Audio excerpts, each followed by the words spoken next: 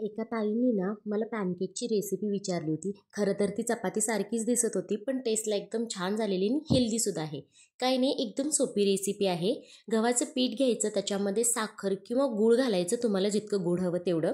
त्यानंतर थोडंसं मीठ घालायचं, त्याच्यामध्ये तूप घालायचं, इलायची पावडर घालायची आणि थोडं दूध आणि थोडं पाणी घालून ते बॅटर मिक्स करून घ्यायचं आणि 5-10 मिनटं ना त्याला भिजायला ठेवायचं. जेव्हा आपण बनवणार आहे तेव्हा त्याच्यामध्ये चिमटभर सोडा घालायचा, जेणेकरून तो थोडा फ्लफी होईल.